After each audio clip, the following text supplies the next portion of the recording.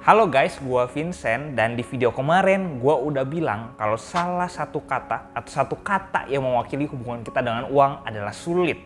Susah untuk membicarakan keuangan. Terus biar lebih gampang gimana? Kalau menurut riset yang dilakukan oleh Scientific American dan Common Sense Lab, caranya adalah terbuka ketika sedang membicarakan tentang uang.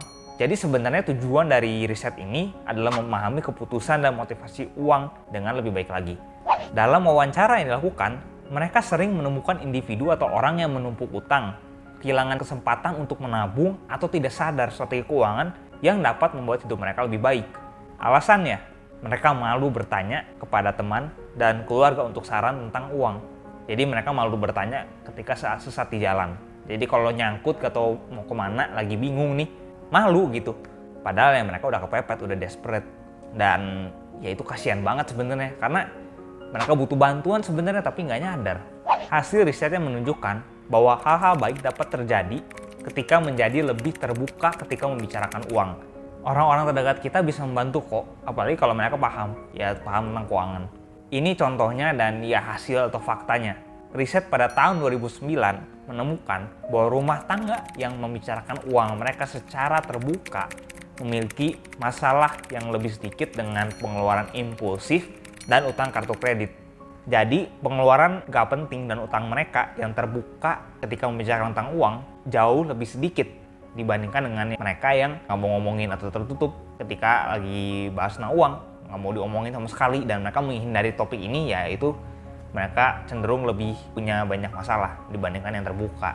Teman dan keluarga kita juga bisa membantu kita lebih bertanggung jawab dengan uang kita dan juga perilaku kita ketika berhadapan atau berurusan dengan uang. Beberapa peneliti menemukan bahwa orang-orang yang mengumumkan niat dan tujuan mereka untuk menabung meningkatkan jumlah deposito sebanyak 3,7 kali.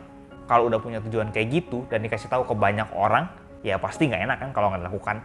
Nanti dibilangnya ingkar janji kalau sampai nggak dilakuin. Bilangnya mau nabung, tapi akhirnya nggak dilakukan, nggak nabung. Kan jadi jatuhnya bohong ya. Dan kalau udah kayak gitu nggak asik. Dan nggak bertanggung jawab juga kan. Bahkan riset ini juga menemukan bahwa SMS-an, text messaging SMS-an itu hampir sama efektifnya dengan bertemu langsung dalam memastikan orang-orang bertanggung jawab dengan uang mereka. Jadi dipantaunya lewat SMS gitu. Itu sama efektif loh ternyata dengan ketemu langsung. Selain teman dan keluarga, pasangan juga harus terlibat ya. Apalagi buat kalian yang lagi pacaran atau udah nikah. Ingat kalau uang adalah sumber perselisihan di antara pasangan. Sebuah riset menunjukkan bahwa keputusan keuangan yang diambil bersama dengan pasangan menghasilkan risiko keuangan yang jauh lebih sedikit. Jadi lebih rendah risikonya kalau kita mengambil keputusan dengan pasangan. Jadi ingat untuk terbuka dengan uang kita. Kata kuncinya adalah jujur dan apa adanya dengan diri kita sendiri. Seharusnya kita sendiri yang paling tahu bagaimana menggunakan uang kita. Karena tanggung jawabnya ada di kita, bukan di orang lain. Tapi dengan orang-orang terdekat kita harus jujur dengan uang kita. Apalagi kalau kita memang lagi ada masalah keuangan.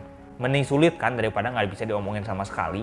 Mendingan diomongin lah dan didiskusikan. Siapa tahu mereka itu bisa membantu kalau kita lagi ada kesulitan. Jadi daripada susah sendiri ya kan, mendingan coba sharing ke orang lain, apalagi orang-orang terdekat. Siapa tahu mereka bisa bantu daripada dipendam sendiri dan akhirnya susah sendiri, kepikiran sendiri, dan buntu, nggak nemu jalan keluar.